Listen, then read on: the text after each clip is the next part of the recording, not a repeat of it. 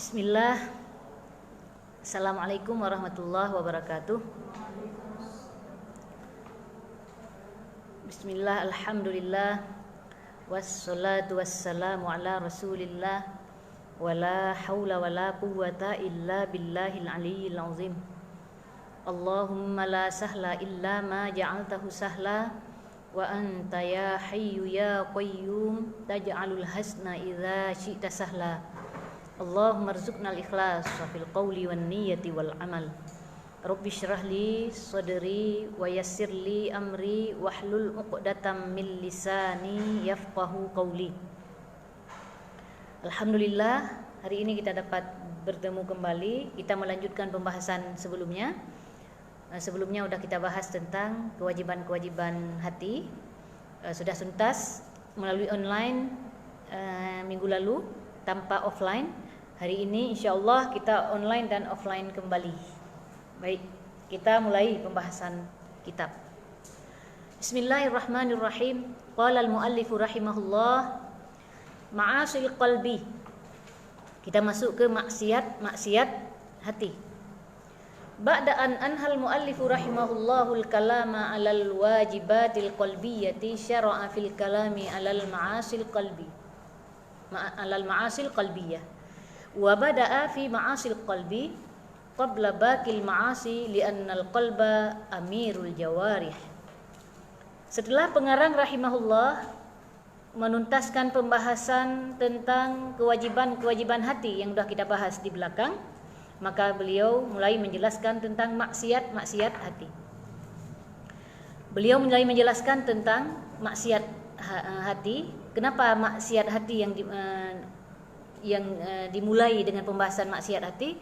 Karena hati itu adalah amirul jawarih. Hati itu adalah pimpinannya seluruh anggota tubuh kita. Jadi kalau baik hati, maka akan baik seluruh anggota tubuh kita. Makanya dimulai dengan hati, gitu ya. Sebelum maksiat-maksiat yang lain, dimulai dulu dengan maksiat hati. Hatilah yang mengendalikan seluruh anggota tubuh kita.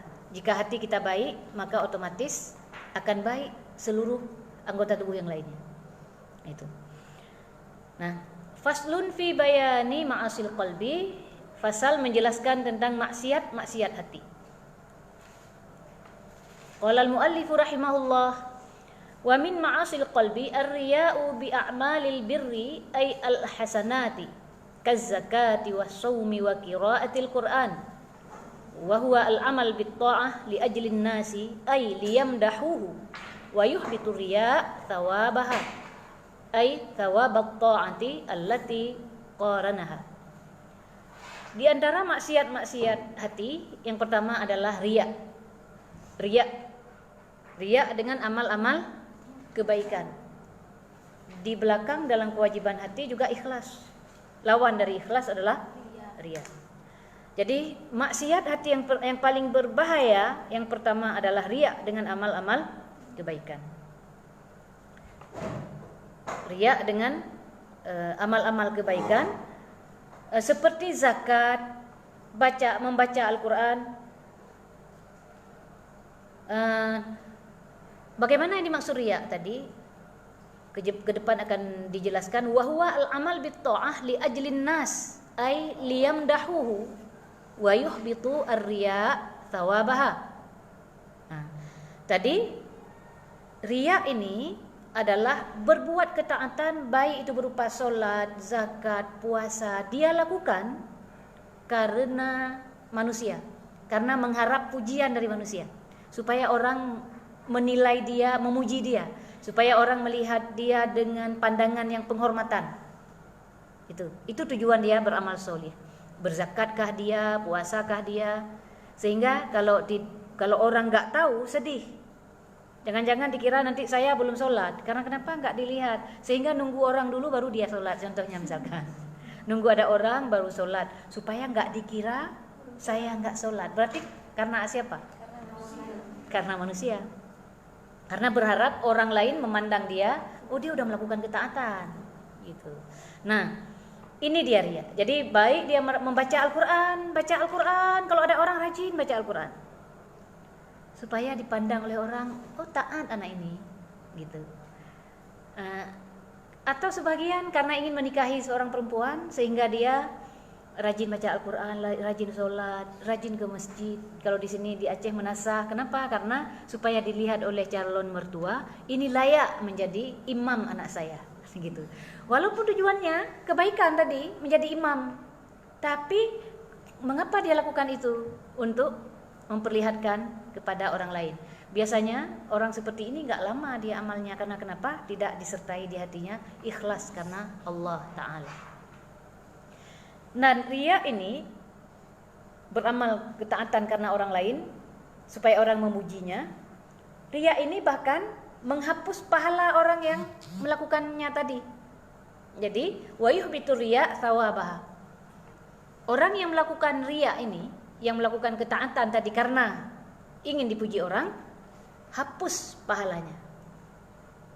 Jadi pahala dari ketaatan yang dia lakukan tidak ada, terhapus. Makanya Rasulullah memperingatkan kita untuk hati-hati, ittaqur riya, hati-hati, jauhi riya. Karena kenapa? Dia riya ini seperti syirik, tapi ini syirik kecil. Kalau syirik besar, dia kan orang keluar dari Islam lalu terhapus semua amalan dia. Syirik kepada Allah, murtad misalkan, terhapus semua amalan. Riya juga terhapus pahala. Kalau tadi terhapus amalan dan dia udah keluar dari Islam. Riya enggak keluar dari Islam, tapi dia terhapus semua pahala yang dia lakukan tadi. Dari solatnya tidak ada pahala, puasanya tidak berpahala, zakatnya tidak berpahala. Karena kenapa? Karena disertai dengan dia beribadah, dia melakukan ketaatan itu bukan karena mengharap ridho Allah, tapi yang diharap adalah ridho manusia. Wa huwa minal kabair hafizanallahu minhu. Dan riya ini termasuk dosa besar, bukan dosa kecil riya ini.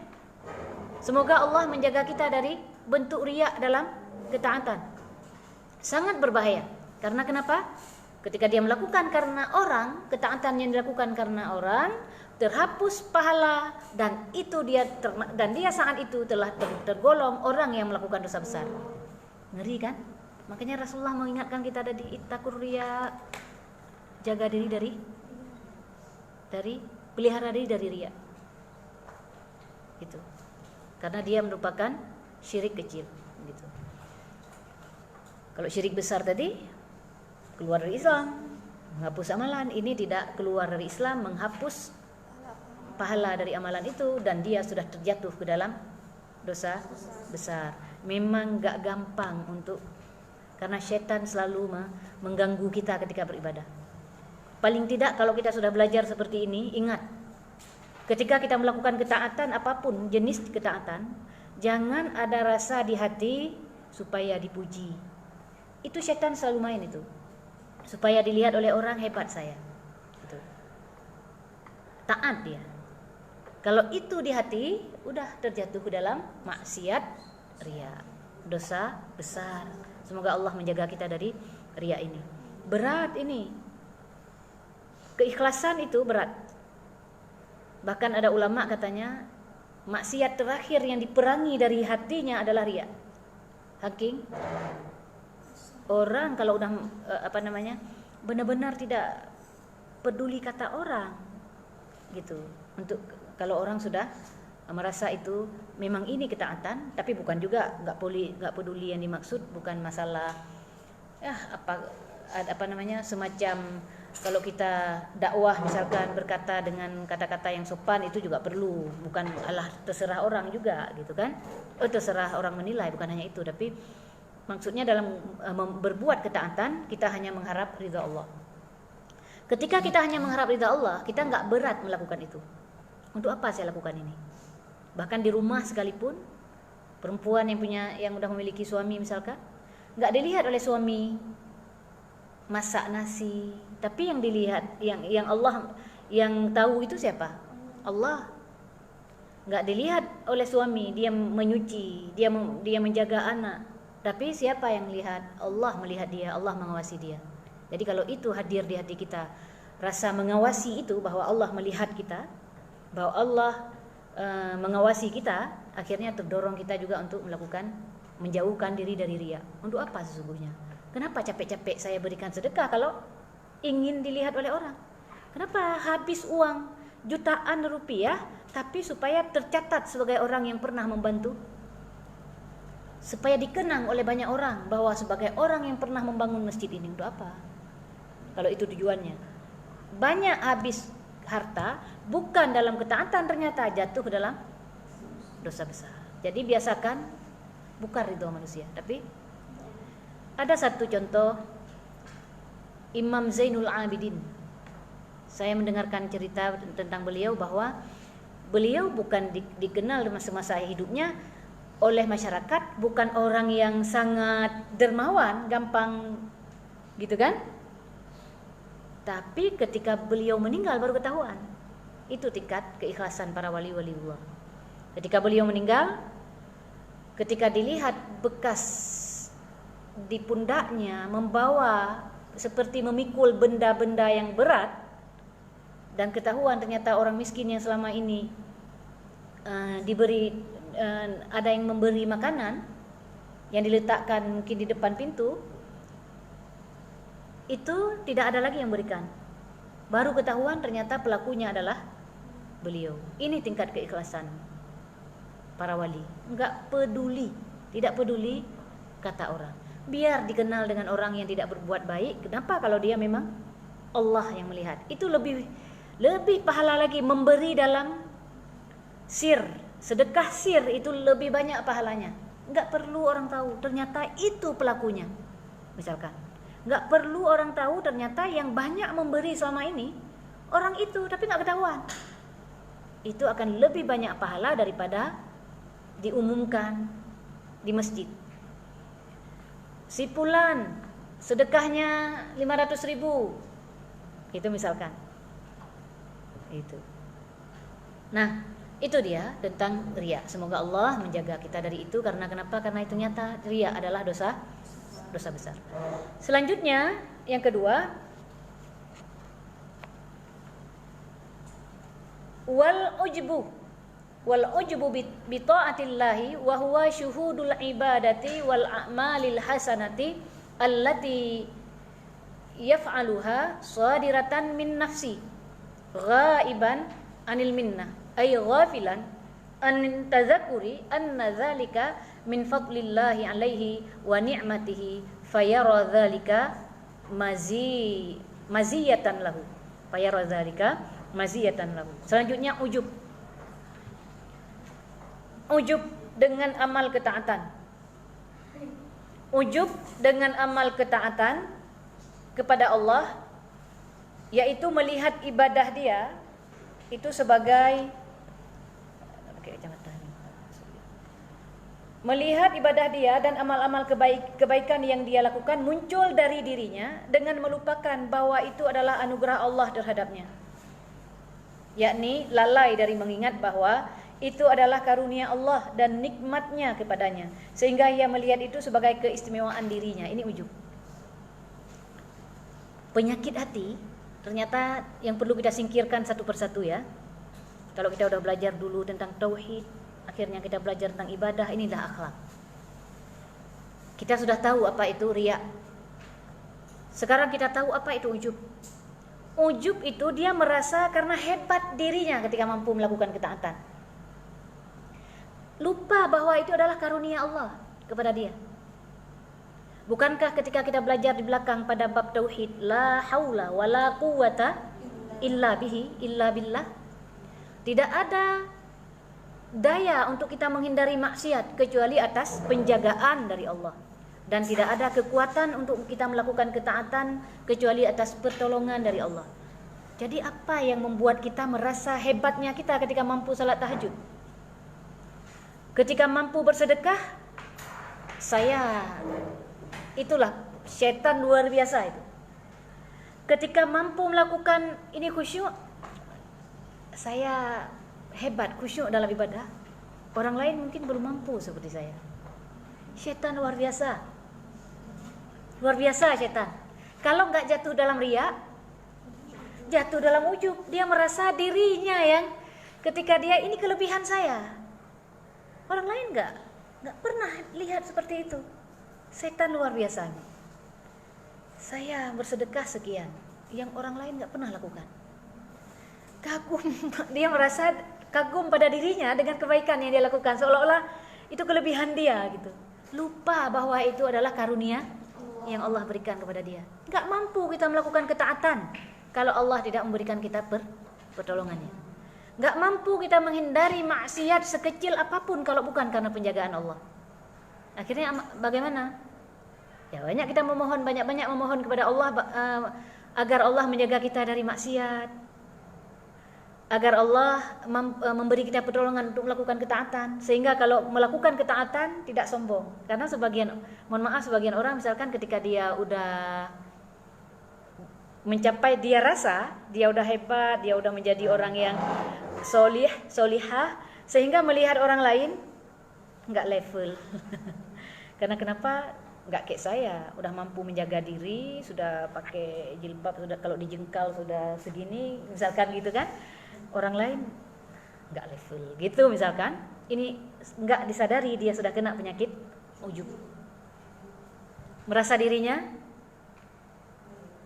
hebat, mampu melakukan ketaatan, lupa bahwa itu adalah karunia dari Allah. Ini penyakit ujub. Beda dengan riya. Ya, kalau riya tadi ada rasa ingin dipuji orang, melakukan ketaatan karena orang. Kalau ujub merasa diri, lupa bahwa karunia dari Allah, dia mampu melakukan ketaatan seolah-olah karena dia hebat. Karena dia hebat. Lonnya jangan pakai bahasa Aceh ya, karena ada yang nggak bisa bahasa Aceh di luar sana. Saya kalau nggak 8 rakaat sholat tahajud nggak bisa saya. Itu nggak enak gitu misalkan kan. Memang nggak enak badan, memang badan nggak enak hati, gitu kan? nggak usah gitu kan?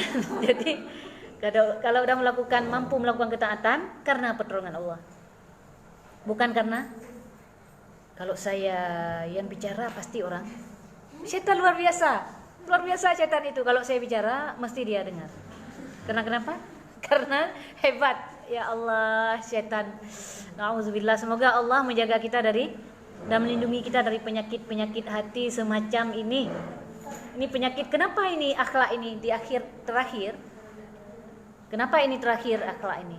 Karena ini bicara kerjaan hati. Jadi, kalau kita belum kenal Tuhan yang kita sembah, hal-hal seperti ini sulit untuk dilakukan.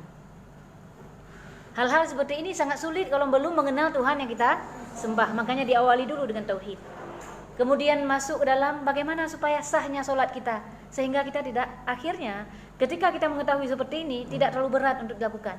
Karena kenapa? Karena sudah kenal Allah, sudah mengetahui mana syarat dan rukun solat, syarat-syarat sahnya sebuah ibadah, udah diketahui, sehingga ketika seperti itu menjadi ringan dan menjadi, walaupun namanya manusia terjatuh kita dalam maksiat. Kita bukan orang, walaupun saya yang bicara di sini bukan berarti saya orang yang paling hebat di antara kita semua, bukan.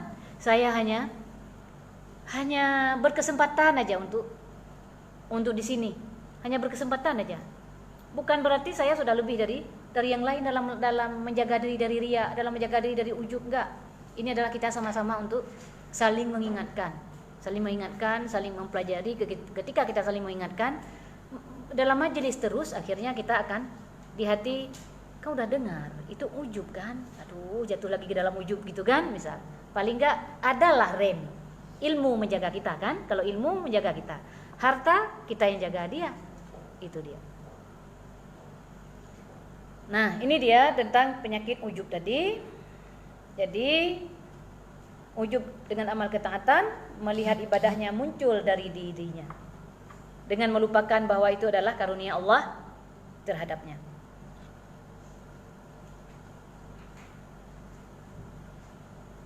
Dia melihat itu karena keistimewaan dirinya, itu ujub. Selanjutnya,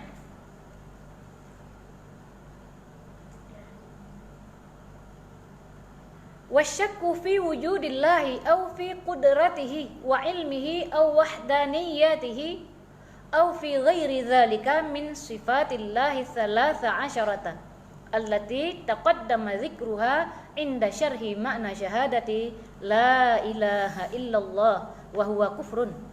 Selanjutnya, ragu-ragu tentang Allah, ragu-ragu tentang Allah, ragu-ragu tentang adanya Allah, ragu-ragu tentang adanya Allah, atau ragu-ragu tentang bahwa Allah Maha Kuasa, atau ragu bahwa Allah Maha mengetahui dengan ilmunya yang azali.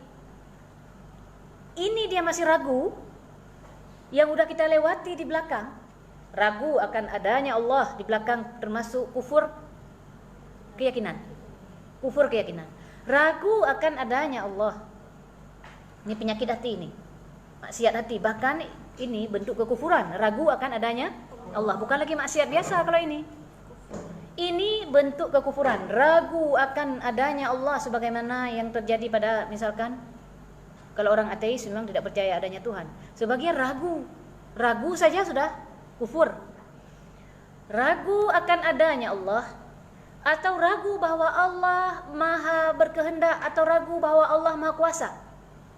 Yang sudah kita pelajari di belakang bahwa kuasa Allah berkaitan dengan yang mungkin akal. Kuasa Allah sempurna, berkaitan dengan yang mungkin akal, tidak berkaitan dengan yang mustahil akal. Segala sesuatu yang terjadi adalah karena kehendak Allah. Tidak ada yang dapat melemahkan kuasa Allah. Itu sudah kita pelajari di belakang. Dalam syahadat pertama. Atau ragu tentang ilmunya Allah, bahwa Allah mengetahui dengan ilmunya yang azali. Mengetahui segala sesuatu dengan ilmunya yang azali, abadi, tidak bermula, tidak berakhir, tidak bertambah, tidak berkurang ilmu Allah. Corona terjadi hari ini, bukan hari ini baru Allah tahu, karena Allah yang menciptakan, karena kehendak Allah terjadi, karena ketetapan Allah ada corona. Dalam ilmu Allah yang azali corona ini, kita baru tahu hari ini. Allah mengetahui dengan ilmunya yang azali tahun 2019 muncul corona COVID-19 2019. Bukan baru 2019 muncul. Ini terjadi karena Allah menciptakan, karena kehendak Allah terjadi, karena kuasa Allah, karena dalam takdir Allah terjadi, yang sifat-sifat Allah semua tadi azali, tidak berawal. Bagi kita itu baru. Bagi kita itu baru, sehingga bingung mencari sebabnya. Itu diragukan bahwa ilmu Allah tidak berkurang, tidak bertambah. Ragu dia, ini bentuk kekufuran. Atau ragu wa wahdaniyatihi aw wahdaniyatihi, atau ragu bahwa Allah itu esa, tidak ada sekutu baginya. Masih ragu, tidak ada sekutu bagi Allah. Allah bukan benda, Allah bukan jisim. Allah tidak berlaku baginya ukuran. Tidak berlaku baginya ukuran, warna, tempat. Masih ragu. Masih sebagian meyakini jangan-jangan yang dibilang oleh mereka itu, yang dikatakan Allah itu naik turun duduk, itu benar sebenarnya. Jangan-jangan, ya Allah, kasihan sekali, belum belajar tauhid. Makanya penting belajar ilmu tauhid. Jangan bilang ilmu tauhid nggak penting.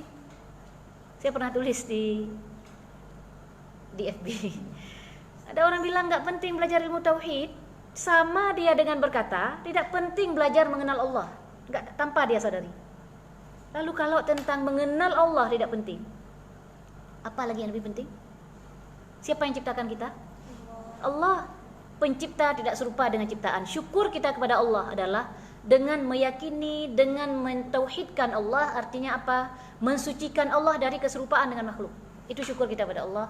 Di antaranya mempelajari ilmu-ilmu tentang bagaimana mensucikan Allah dari keserupaan dengan makhluk, karena ini penyebab kekufuran. Jadi tauhid sebenarnya adalah menjelaskan tentang antara iman dan kufur sebenarnya, kan? Kenapa sampai kita katakan itu tidak penting? Dari mana itu, gitu kan? Au fi ghairi dzalika min sifatillahi tsalatsa asyarata allati taqaddama dzikruha, atau ragu-ragu pada sifat 13 Yang Imam Asy'ari telah sebutkan, telah simpulkan ada 13 sifat yang wajib dipelajari. Atau kalau di kita ini 20 sifat, sama saja. Ragu pada sifat-sifat Allah yang telah disebutkan tadi, juga ini bentuk kekufuran. Artinya apa? Harus kita pelajari berarti, supaya tidak ada keraguan, supaya tidak salah memaknai, supaya tidak salah mengenal Allah, supaya tidak salah yang dikira selama ini yang dia sembah Allah, ternyata yang dia sembah benda. Dia berpikir masih Islam, dia berkata masih syahadat, yang penting kan syahadat, yang penting kan Islam. Bukan yang penting kan Islam, yang penting adalah dia mengenal Tuhan. Kalau di mulut bisa saja orang mengakui, tapi jangan-jangan keyakinan dia telah menolak syahadat yang dia yakini. Jangan-jangan keyakinan dia atau perkataan dia telah menolak syahadat yang dia mengatakan dia masih mengakui dua kalimat syahadat. Kalau tidak belajar, jangan-jangan dia tolak itu gara-gara tidak berilmu, terjatuh dalam kekufuran. Yang dia sembah ternyata bukan Tuhan. Apa? Bentuk atau benda yang dikhayalkan oleh dia. Dia membayangkan ketika sedang sholat, katanya sebagian orang membayangkan ada Allah di hadapan dia. Bahkan sebagian dia menganggap sedang bicara dengan Allah katanya. Saat sholat katanya saat berbicara dengan Allah. Ya Allah, hati-hati. Allah tidak serupa dengan makhluk. Allah ada tempat-tempat, tidak berlaku baginya jarak. Bukan di hadapan kita, bukan di kiri kita, bukan di kanan kita, bukan di atas, bukan di bawah. Karena Allah ada tempat-tempat. Inilah yang perlu kita yakini. Dan ini adalah maksiat hati jika ragu tadi kan. Dan ini tergolong ke dalam kekufuran. Di belakang sudah pada makna syahadat, kemudian sudah pada bab riddah sudah dibahas. Ini diulang lagi supaya kita hati-hati. Hati-hati dengan kekufuran.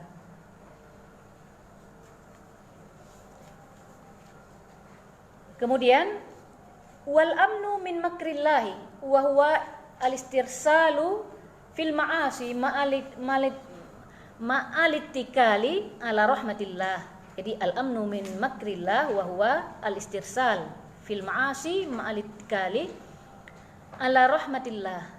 Selanjutnya adalah merasa aman dari siksa Allah. Merasa aman dari siksa Allah, yaitu terus-menerus melakukan perbuatan-perbuatan maksiat disertai mengandalkan rahmat Allah. Nah, ini hati-hati. Al-amnu min makrillah yang dimaksud merasa aman dari siksa Allah, sehingga dia terus-menerus dalam maksiat. Dia melakukan dari satu maksiat ke maksiat yang lain, nanti minta ampun pada Allah, Allah Maha Pengampun. Besok melakukan lagi. Terus-menerus dalam maksiat kepada Allah, dia merasa aman dari siksa Allah. Enggak apa-apa, Allah pasti memaafkan. Kalau kita ada sebagian orang ketika kita katakan misalkan tutup aurat dengan benar ketika sholat, atau kita katakan ilmu-ilmu bagaimana tentang bersuci segala macam, bagaimana menutup aurat, Allah Maha tahu katanya. Allah Maha tahu. Ini maksudnya apa? Allah Maha tahu. Allah memang Maha tahu. Sebelum kita lakukan Allah Maha mengetahui, tapi Allah memerintahkan kita untuk melakukan sesuai dengan syariat. Bagaimana cuma kita mengatakan Allah Maha tahu lalu enggak menyesuaikan dengan ilmu? Allah memerintahkan kita sesuai dengan syariat. Jadi dia merasa aman aja dari siksa Allah, enggak apa-apa itu. Semua enggak apa-apa. Semua digampangkan oleh dia. Dia merasa aman dari rahmat Allah sehingga dia terus melakukan maksiat karena merasa aman. Terus dalam maksiat merasa aman. Ini kebiasaan terjadi kan pada orang enggak berilmu. Karena merasa ini bukan maksiat, aman aja, enggak apa-apa. Aman. Itu.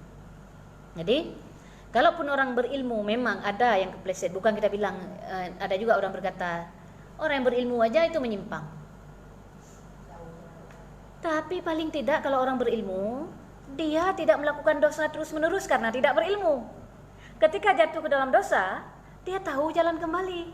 Tapi kalau orang yang tidak berilmu, dalam keseharian dia dosa terus. Mana beruntung mana? Pertanyaannya. Semaksiat-maksiat orang berilmu, dia sudah melakukan kewajiban untuk belajar ilmu agama, udah melakukan itu. Sementara orang yang tidak berilmu, dia itu terusan dalam maksiat. Lalu merasa aman, ada sebagian orang berkata, banyak tahu banyak dosa. Sehingga dia merasa aman dari maksiat, dari murka Allah, dia lakukan. Merasa aman dari dosa, dia lakukan. Karena kenapa? Enggak mau belajar pun. Kenapa? Kalau males, banyak tahu banyak maksiat. Dia enggak tahu bahwa ketika dia enggak tahu, dia terjatuh dalam maksiat terus-menerus dalam maksiat. Itu. Ya.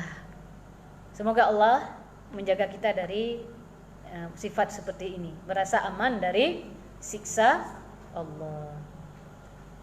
Kemudian wal qunutu min rahmatillah wa huwa ayyusi al abdu dhanna bi rabbih fayadhunnu anna Allah la yaghfiru lahu wa anna Allah la mahalata sayu'azibuhu likathrati dzunubihi. Ini udah sebaliknya. Kalau tadi merasa aman, ini udah lain lagi ini. Merasa putus asa dari rahmat Allah. Putus asa, Allah enggak akan mengampuniku. Allah enggak akan, dia merasa berprasangka buruk terhadap Allah. Ia menyangka bahwa Allah tidak akan mengampuninya dan Allah pasti akan menyiksanya karena begitu banyak dosanya. Ini setan luar biasa mainnya ya. Kalau satu tadi terlalu merasa aman kiri, ini udah terlalu ke kanan. Udah kanan kali, enggak akan diampuni, ini udah suuzon kepada Allah. Enggak akan diampuni, merasa Allah enggak ada rahmat Allah lagi kepada dia. Enggak akan diampuni oleh Allah. Ini orang udah putus asa ini. Tidak boleh putus asa dengan rahmat Allah. Allah akan mengampuni kita selama sesuai dengan husnuzan kepada Allah. Allah akan mengampuni. Semua dosa akan diampuni oleh Allah kecuali dosa syirik. Dosa syirik pun sebelum mati, sebelum ruh sampai ke tenggorokan masih diampuni asal dengan tata cara yang benar, yaitu bersyahadat, niat masuk Islam. Kan gitu kalau dosa syirik atau dosa-dosa murtad yang lainnya. Apakah itu kekufuran sumbernya karena keyakinan, karena perbuatan atau karena perkataan? Cara tobatnya adalah dengan mengucapkan 2 kalimat syahadat. Ini tidak diampuni. Maksudnya tidak diampuni jika orang ini sebelum tidak diampuni sampai mati tidak bertobat. Enggak bisa kita berdoa kepada dia lagi karena enggak ada ampunan bagi Allah bagi mereka. Tapi jika dia bertobat sebelumnya, sebelum mati, sebelum ruh sampai ke tenggorokan, dia sudah bertobat, insya Allah Allah Maha Pengampun. Dengan tata cara yang benar, dia bersyahadat, dalam hatinya niat masuk Islam. Semaksiat-maksiat apapun Allah akan ampuni. Kalau bukan dosa kekufuran tadi dan syirik. Itu. Jadi zina diampuni oleh Allah, diampuni asalkan tidak jatuh ke dalam yang model tadi. Terus dalam zina merasa aman gitu, enggak.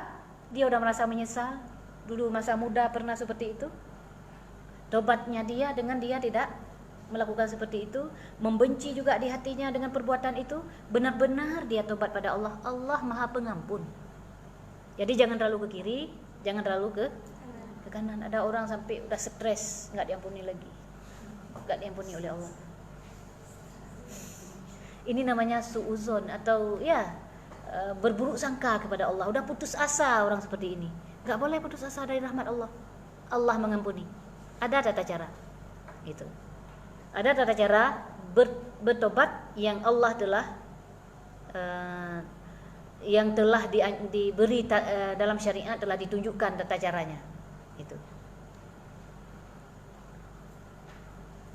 Ini tadi merasa aman dari siksa Allah dan putus asa atas rahmat Allah.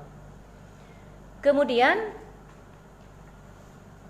wal qunutu min rahmatillah wa huwa ayyusi saya balik lagi. Wat takabburu ala ibadihi ay ala ibadillah wa huwa nau'an. Al awwalu raddul haqq haqqi ala qailihi likaunihi saghira sinni mathalan ma'al ilmi bi anna as-shawaba ma'ahu. Selanjutnya adalah takabbur. Takabbur kepada hamba Allah. Takabbur itu takabbur terhadap hamba Allah adalah ada dua macam. Ini takabbur ada dua macam. Yang pertama raddul haq ala qailihi. Yang pertama menolak kebenaran. Karena kenapa menolak kebenaran? Padahal dia tahu itu benar. Menolak kebenaran, kenapa? Karena mungkin yang mengatakan itu umurnya lebih muda dari dia. Padahal dia tahu benar yang dia sampaikan. Karena yang menyampaikan mahasiswa, siapa kamu? Umur kamu masih anak kemarin sore. Senior ini. Kalian junior misalkan. Junior, nggak ada yang benar kalau junior ngomong. Sehingga tahu dia itu benar, tapi karena ego dia sebagai seorang senior, nggak mau terima. Pokoknya kalau yang ngomong di bawah umur atau yang ngomong itu mungkin jabatannya lebih rendah dari dia, anak buah aja. Itu misalkan nggak dengar. Padahal itu benar yang disampaikan oleh dia. Ini namanya takabbur. Ini dalam hadis dikatakan ini dia takabbur. Menolak kebenaran. Menolak kebenaran padahal dia tahu bahwa kebenaran itu ada pada orang yang ngomong itu. Benar dia ngomong. Kecuali dia nggak tahu gitu kan. Benar yang dia ngomong, tapi karena ego dia tadi, dia tolak. Umurnya lebih muda, jabatannya lebih rendah, kok ngomong gitu misalkan ya. Itu namanya takabbur. Ini jenis yang pertama. Jenis yang pertama. Kemudian wasanihima istihqarun nasi ay aizdiha. Ini enggak ada kacamata. Ay aziddira'uhum likaunihi aktsaru minhum malan aw jahan wa nahwi dzalika. Aizdira'uhum likaunihi aktsaru minhum malan aw jahan wa nahwi dzalika. Selanjutnya yang takabbur yang jenis kedua adalah melecehkan orang lain. Melecehkan orang lain, menganggap rendah orang lain, melecehkan orang lain. Kenapa? Karena orang lain itu mungkin lebih miskin dari dia. Karena dia lebih kaya dari orang itu. Atau kedudukan dia lebih tinggi daripada orang itu. Ini namanya melecehkan orang. Merasa ini kan golongan, saya kan golongan menengah ke atas. Sehingga enggak mau mendengar. Ini sering terjadi dalam masyarakat. Kalau bukan doktor yang ngomong atau profesor enggak mau dengar. Kalau bukan, ini koreksi untuk kita. Kalau yang ngomong doktor pasti benar, seolah-olah. Kalau yang ngomong profesor pasti benar. Padahal itu persoalan agama misalkan. Kalau yang ngomong itu orang kecil, siapa dia? Melecehkan orang. Melecehkan, melihat orang lain dengan pandangan yang rendah. Melihat orang lain dengan begitu makanan pun dibedakan. Ini siapa dia gitu kan? Ternyata itu penceramahnya misalkan. Melecehkan orang lain. Begitu masuk karena penceramahnya enggak meyakinkan. Gitu kan? Enggak kenal. Jangan di situ duduk. Gitu. Jangan di situ. Itu sendalnya taruh di sana, jangan di. Setelah maju ke depan baru astagfirullah, itu penceramah. Nah, hati-hati. Hati-hati. Jangan kita melihat orang lain dengan rendah. Pernah kejadian, kita buat penelitian kan? Dikira setiap dokter itu pasti sudah tua. Gitu kan? buat penelitian di suatu tempat. Begitu masuk, kita sudah ketemu dengan direktur. Oh, alhamdulillah mau meneliti di sini, nanti kami pinginlah disertasinya di sini ya satu. Oke, ya baik gitu kan. Begitu ambil data, masuk ke pengajaran. Ini dari mana? Ada perlu apa? Mau meneliti gitu kan. Duduk dulu. Lama kita tunggu, enggak dipanggil-panggil orang lain, dilayani. Akhirnya kita tanya, Pak, udah bisa sekarang? Perlunya apa sih? Data gitu kan. Ketemu aja orang itu. Karena nggak kerjasama nggak baik, kita akhirnya kan hari pertama pulang. Besoknya sudah pakai baju batik menunggu dokter yang datang. Besoknya hari kedua, begitu datang adalah orang yang kemarin yang kemarin sudah sana nanti aja, gitu kan? Ya Allah Bu, mohon maaf, saya kira dokter, dalam pikiran saya dokter itu sudah tua. Yang ngambil S3 itu pasti udah tua. Ditemani oleh suami dan 2 dokter katanya. Suaminya, saya berpikir juga suaminya itu pasti udah botak rambut gitu kan. Ya Allah. Tapi ini kita ketawa, enggak dendam, enggak sakit hati, tapi maksudnya untuk kita semua, kita ini orang melayani orang lain. Jangan mentang-mentang kita. Jadi melihat orang itu dengan mata yang merendahkan. Mentang-mentang dia itu pekerjaannya misalkan di bawah kita gitu kan, yang bersihin got misalkan, itu kalau nggak ada dia, siapa yang bantu kita? Gitu kan? Jadi ini 2 jenis takabur. Menolak kebenaran dan melecehkan orang lain karena orang lain itu mungkin miskin. Itu coba lihat, apalagi sekarang sedang musim-musimnya ini COVID gitu kan.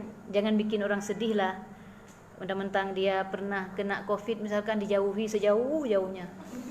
Duduk sana aja ya, jangan dekat-dekat saya gitu. Kalau Allah nggak menciptakan penularan, nggak akan itu. Tenang saja, nggak usah terlalu heboh gitu ya.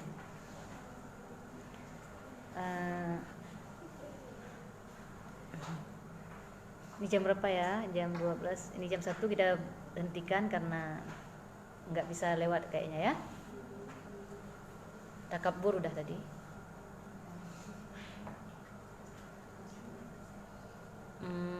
Melihat materinya, ke depan insya Allah ada penjelasan yang panjang mungkin. Pada hari ini insya Allah kita cukupkan sekian pembahasan kita. Berarti hari ini udah kita bahas tentang apa itu riya, ujub, ragu-ragu tentang Allah, kemudian takabur. Nanti karena kenapa saya hentikan di sini, ke depan dengki dengan iri ada kawannya. Jangan hari ini kita bilang dengki, minggu depan iri gitu kan. Dengki, ada iri, ada penyakit-penyakit hati lain semacam mengungkit-ungkit pemberian. Waduh, itu mengungkit-ungkit pemberian. Kembalikan uang saya yang dulu pernah saya berikan. Dulu saya kan pernah memberikan pinjaman ke kamu, misalkan. Itu termasuk maksiat hati. Kalau sudah beri, jangan harap. Kalau itu sedekah, kalau itu hutang, beda. Tapi setelah menghutangkan lalu menghina, menyakiti, jangan juga gitu ya. Itu insya Allah pembahasan ke depan. Semoga Allah memberi kita kesehatan, umur yang panjang, umur yang berkah, untuk senantiasa dalam kebaikan. Mudah-mudahan ya, saling mengingatkan lillahi ta'ala. Demikian, terima kasih atas perhatiannya. Terima kasih yang udah bergabung dari online. Semuanya. Ada yang udah makasih kembali, barakallahu fikum. Kita tahlil la ilaha illallah, la ilaha illallah, la ilaha illallah. Allahumma sholli ala sayyidina Muhammad wa ala alihi wa sahbihi wa sallim. Allahumma sholli ala sayyidina Muhammad wa ala alihi wa sahbihi wa sallim. Allahumma sholli ala sayyidina Muhammad wa ala alihi wa sahbihi wa sallim. Rabbi ighfirli wa liwalidayya wa lil mu'minina wal mu'minat. Rabbi ighfirli wa liwalidayya wa lil mu'minina wal mu'minat. Rabbi ighfirli wa liwalidayya wa lil mu'minina wal mu'minat. Wallahu a'lam. Assalamualaikum warahmatullahi wabarakatuh.